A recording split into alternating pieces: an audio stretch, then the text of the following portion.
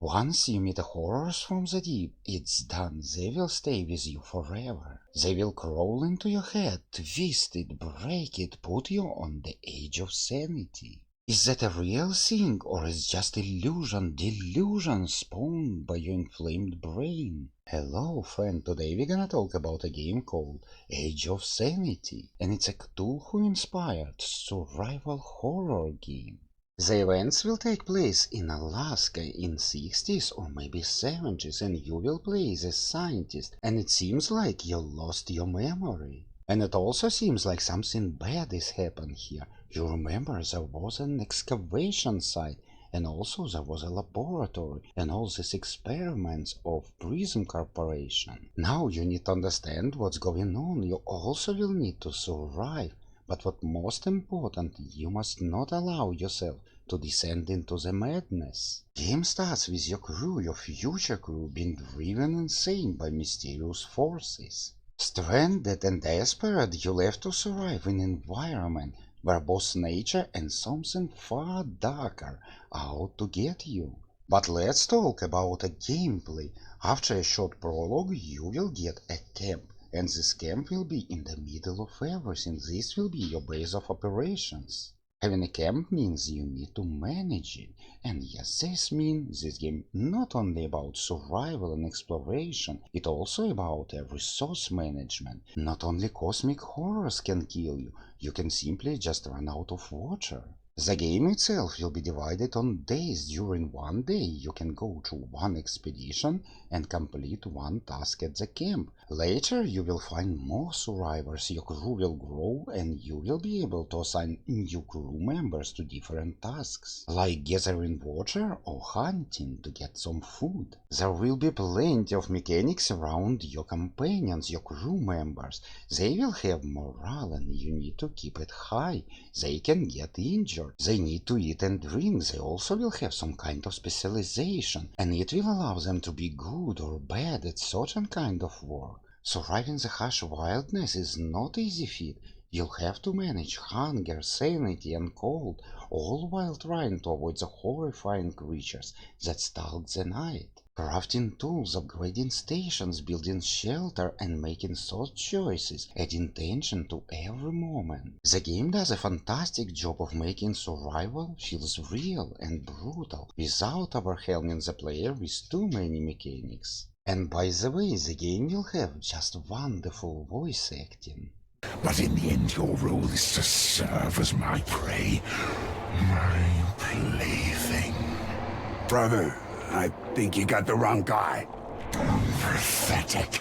Amazing, isn't it? But let's move to the second part of the game, I mean exploration. Each day you can send your main hero to one expedition. Your goal will be to gather resources. You also can find some survivors and even try to save them. There will be another objective of those expeditions. You need to understand what's really happened, what's going on and what to do. You will search mines, forests, abandoned labs, gathering information piece by piece, and the pictures that eventually will appear in your head will terrify you, will scare you. Your inventory will be limited, and items you're gonna take with you on that expedition will be very important, because you know your lamp can run out of gasoline, and you will continue your adventure in complete darkness. Or you can run into the wooden barricade, and to get through you will need an axe. There will be some very easy mini games like to find the code from the door or set the radio on the correct wave. And of course horrors, monsters, they're patiently waiting for you just around the corner. There will be different monsters you're gonna encounter, some of them afraid of the light, and there will be enough for you to just point your lantern in correct direction.